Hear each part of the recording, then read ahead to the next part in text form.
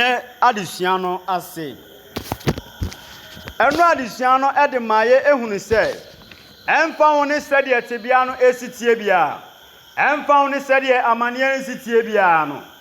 de obonsam be prane akosi bia no at the end of it no onyankopon ediso enkunim se ebia wona wuni se de aye die agensamu de aye die ye besie nya asie wie sabre no ena onyame ekeka ne ho enwume nso ensem a ode man ne se o say a loving warning from God onyankopon kokobo a ogbo minu mienu ewo odokwan so enka me hu ye kokobo de enka ye bo ne eni eden anase enibre eso anase abufuo so ayese akora watu ne fu atu anu onti da ko chenetena se a eye sotro ene blo nanso sabre yi mu no ene nyankopon gusu ebo minu mienu kokko ewo odokwan so esanse ampese minu mienu be den ye beira onyankopon ebo minu mienu kokko onyankopon dan ne do edi e kire odebonyeni dan ne dan nyina obo minu mienu kokko ewo atro edifo ho emra yesuan hunu se emfa ho ne sede nipa ne sitie bia no se woni obi nam na de ya o se nipa we de oye kristoni nipa we de oye nyame difo nipa we de oye nyame sempakani se nipa ne hweniye musannensem na eba no aso efri nyankopon anase emfri nyame ero na anwumre obo minu mienu kokose yan hwe saafo no na yan twe anwonya dan emfri won ho osi enei onyankopon ama ne ho so abo enipa nyina kokko fa wona woye won ho se onyankopon woye won ho se oye difo na nsoso wo entesa enti anwumre mi nyankopon no wo nyankopon no ye nyankopon no abo minu mienu kokko se yan hweye na yanfua wankoto won afidie mu na aweye no ebewie ye osu aweye no emwa yen na ba bia be kono so no enye papa onyankopon ni mpefe se ye betie no aha na adesuami ti ya na ye mede onyankopon oni mpefe se menu mienu enanme ya ba nase ye betie ni ti na ya den yaba enti se wo sha Emra adesian kenkan Genesis no oman ne ka kire Moses say wo na akona ne nyankopon den enko kasa na asem bi onyankopon be ka kire obi a ne be den ye betie intina anwumre onyankopon nim se ensem a ana akokobo a wo bo wanwumre no wo betie emfa ho ne sede ohaw no esitie emfa ho ne sede amane no esitie onyankopon ebo minu mienu kokko afa na temu a etwato no ene okwan a ye befa so agi ntawantawa adi a ekoso eso enkunim kokobon nsem a ode ma anwumre no efa na temu a etwato no the final judgment ochine bedomu suko nti na ye fa ntawantawa adi a ekoso no ene onyankopon bo minu mienu kokko sere be ya ye ni beda ho ni ya twe ho ayeden e de afri ho emenu abana kenkan Revelation chapter 14 verse number 9 to 11 na obofo foforo tosumien sadi wan sidi ni kese tiam se se obi koto aboa ne honi no na woje agnaye de se ne moma ana ne nsa so a ono ana obenu munyankopon abufuo insa wahwie no dinedine agu na abufuo kuruwa no mu bi enti na nwumre oboye nkokose semme wo yen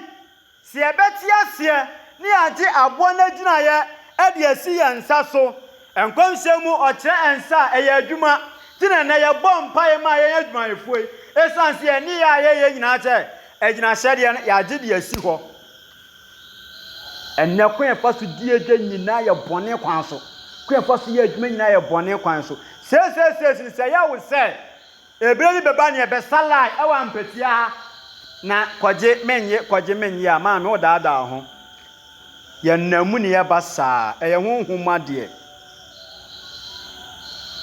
wonne na wo ye na be kire se waji agyinahye ni bi anasa wonye den wonyeye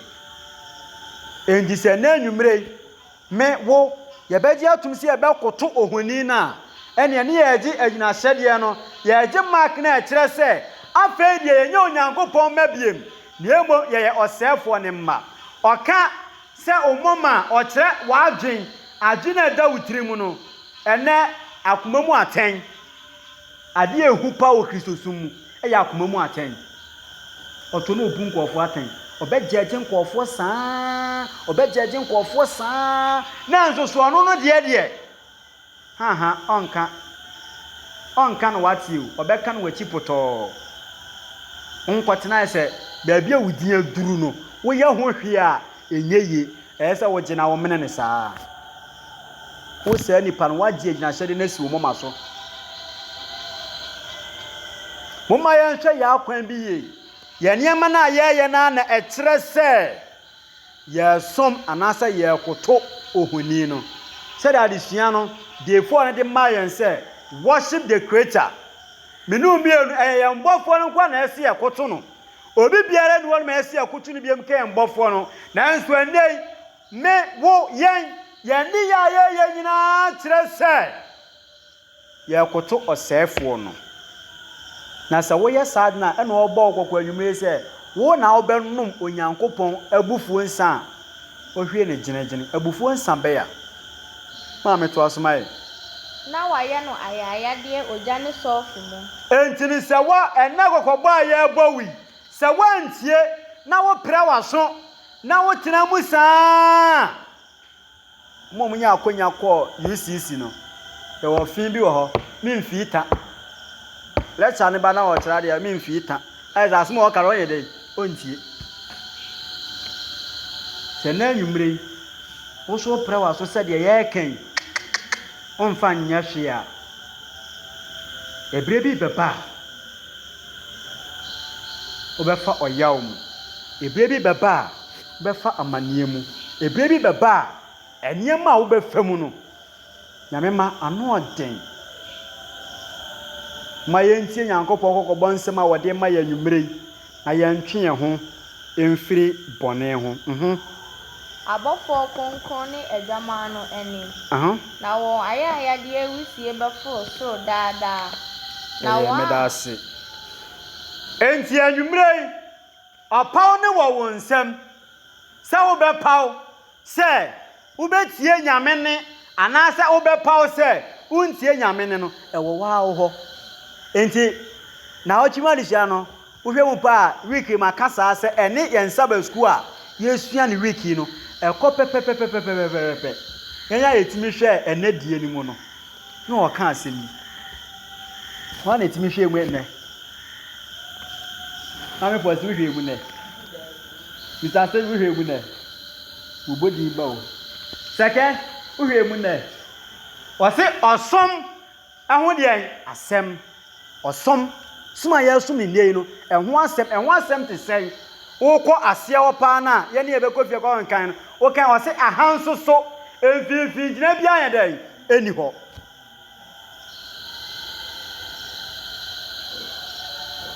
apa we no emfifi gina bia ni hɔ the choice is in your hand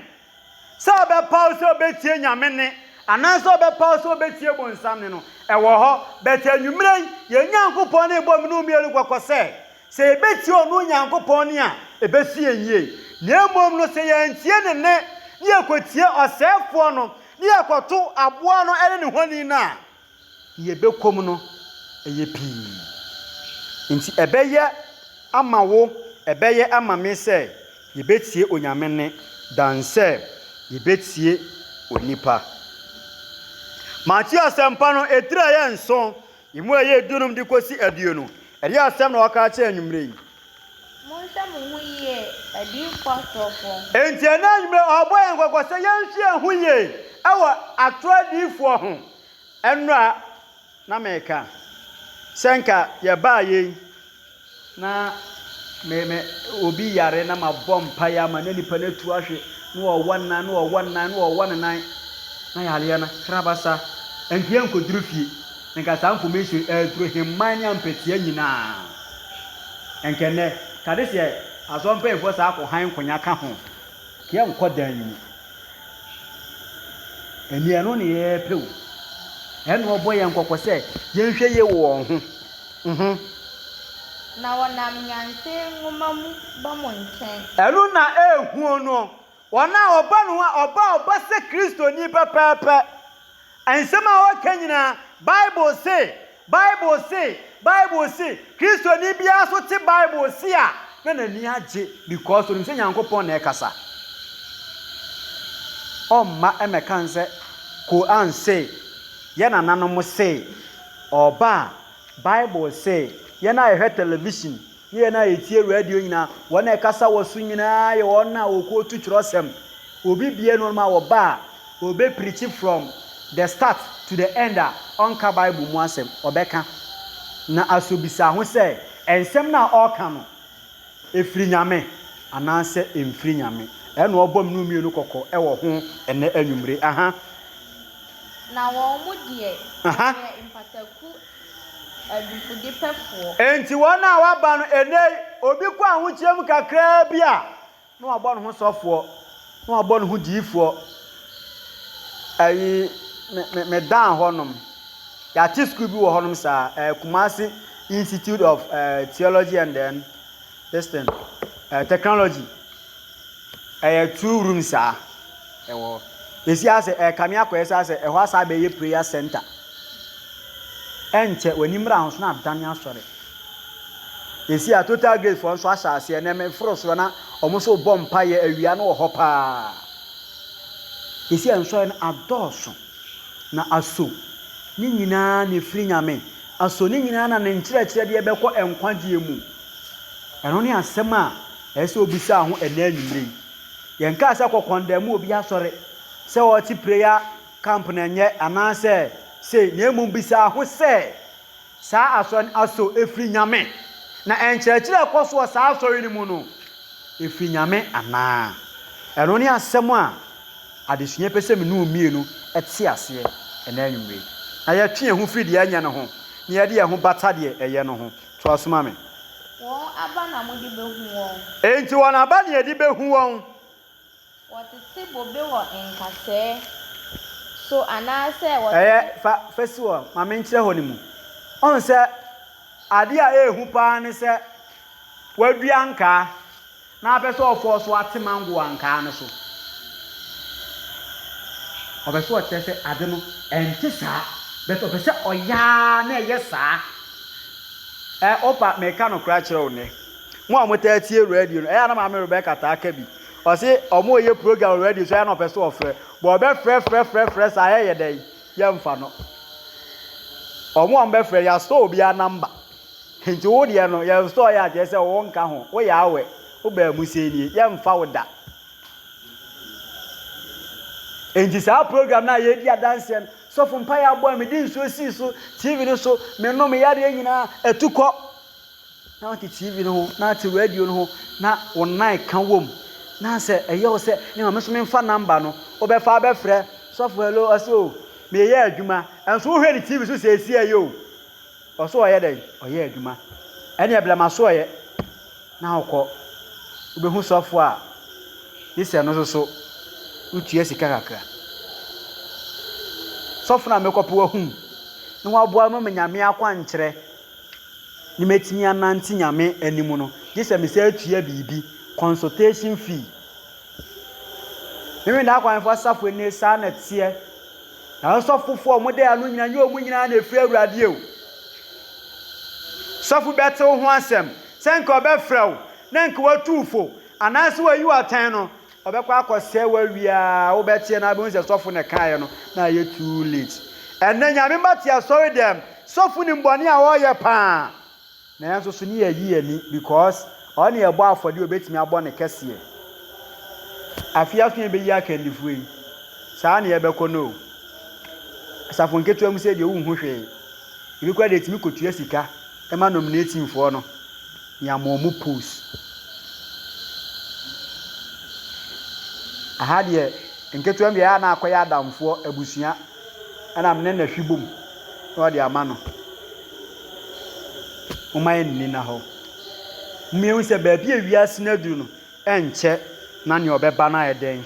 aba entimi no mienu enne eye akonya mame enne eye akonya ma o se ye be hwe ehuye na yasesa afri yen akwanbone so ma me to osma me wotete brodoma wo hwemu so saa na dia pa bia so abapa enti dia pa bia no ebe so abapa enti na anwumre se wo ye dia abapa obe so abapa wo ye kristoni a kwa bra bo be che se wo ye kristoni aha na dia bone so ababone na se wo ye kristoni so a wo ni ye nyina bete se ampani pa we die onye kristoni na nso ara wo sem ni se saa esuwe eni ho bio ene wuntimi hu kristofo ena ntimi hu wiasefo first ne de nko onye kristoni anka abehu wo hwe ne ye 1 2 3 bi na nko hu ni fast betenei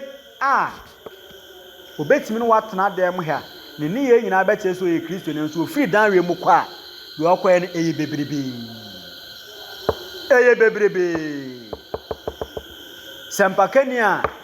no agidi pa wo Ghana ha me da akwanwefuo mu imoni din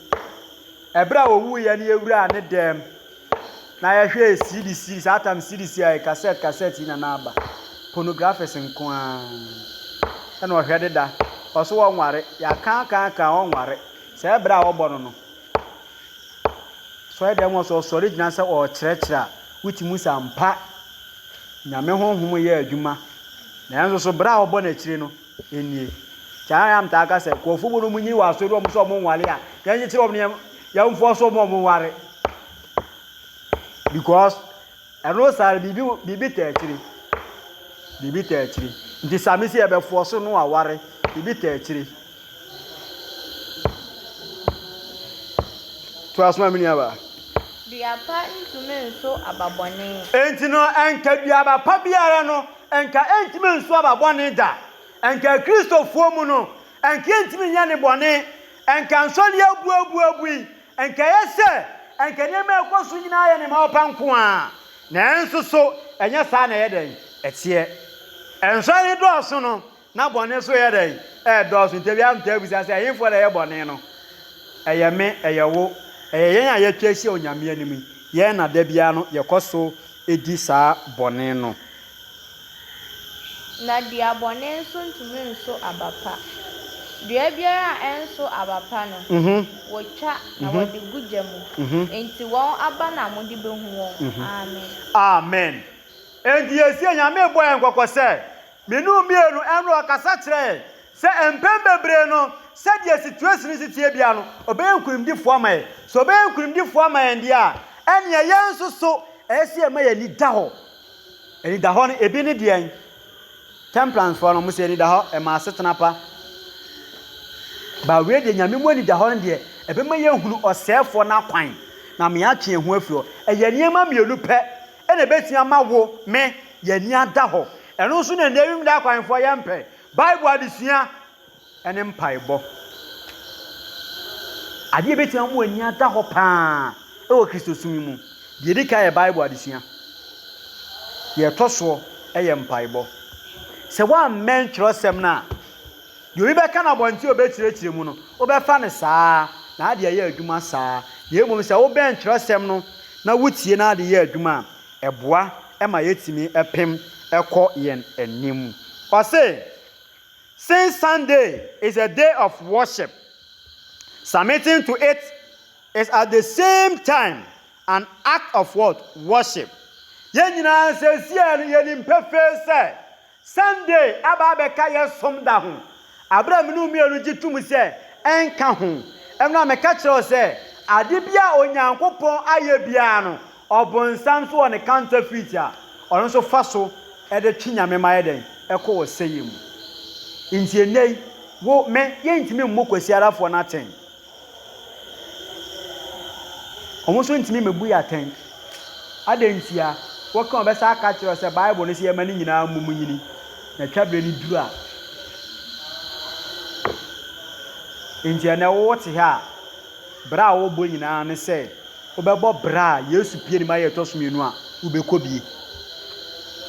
se wa ade a wo ye nyejai osimi nyai no anso agya na life amano nyame so me yankura ko nipa bie mu Tuesday ni mekan e bra so se yejai sa akrokro no kopa na cho no aba asore kopa na cho ansa no agi position e kopa na cho ansa no abaye adwuma aba ya twam ya pa ho oso wonya wona aye wan ade so obeye wona aye kare so obedi se adwuma no yemfa wonye na yenkwa yanim na nkoba ne sa ne so nkofo so okwan mu a yani ebeba ye ho so no na eniema nyina akachi Nyankopon de homeda asi ho ade amayen se onyankopon enso ano bibi da kwa weni bia nim se Sabbath the seal of God yati ase na Satan so ono so ni seal eye den ene the Sunday enjine be bisa ye ho anwumre yi se aso omo kwa asore Sunday ni nyina no omo hye bonsam nyuna se ana ya se misawo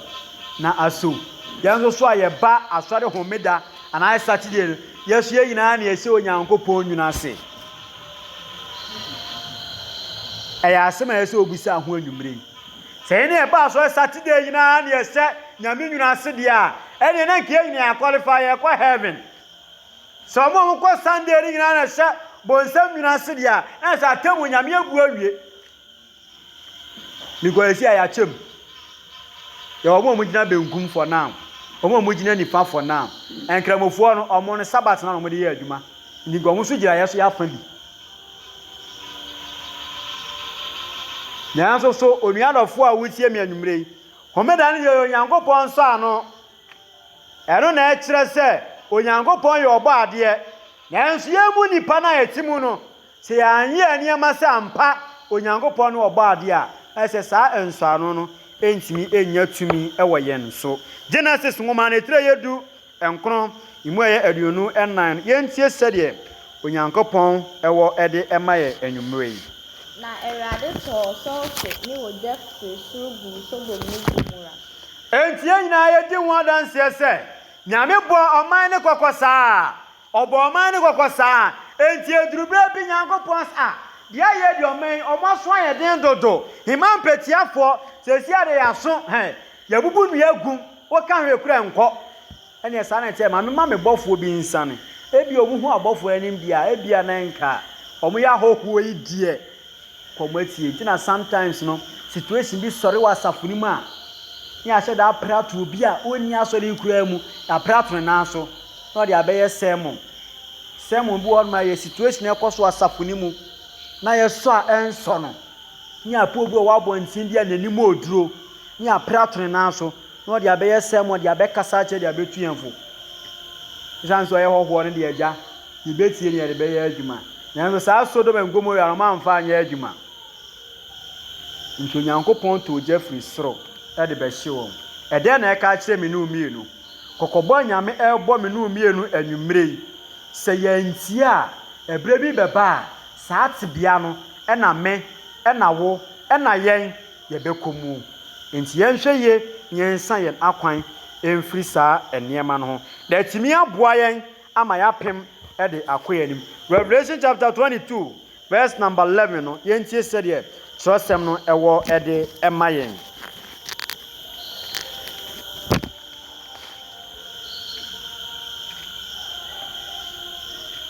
die otene no ntenara na die oyefi no nyefiara na die otene no ntenara na die oye konkon no nya konkwara amen enti enanwumre oka kire se si efi se yetene a yenkosu ni sa le na mu si efi se yentene a yenkosu ni sa le ni mu na mentime mforso ye enti na Sabbath school this week ni se nyame won forso nipa Sabbath school be suan Sabbath ni ba bi atwe adwa nyame won forso nipa opaw no wa wonsem enti na anwumre nyame me forso se eda Collins ye onu se kwan a wonam so no Enya ntichinchina by force brabedi machi nyame nya wo saa ba bonsam de all for so ba nyame de onya den on for so animre nti nyame mma momma yen toto ya akwan yi si efisi ya kristofo a momie ni a kristofo lai mu si efisi ya wiase fo so so a momie ni wiase fo lai mu animre kokobon nsem e ba ne se minu mienu e wose ya twen ho free enyema ensem fatawo ntawantawadie na ekoso no eyewo eyeme ena bonsem ani abre yenso saa soro yakopon so ani ayden abre wo yenso ompese bra obebre wa senua no so no ebeye kwa nyame ne nudi obeje wo mu ye nyina ye wo hai nyame ne nudi obeje wo mu enti anwumre se wonsi wadwimpi a si wadwimpi ne se wodi wiasefo la animu a hwehu bedi a kristofo la animu ye nyina mpem koyanim dan se bedi wiasefo la mu na ekire no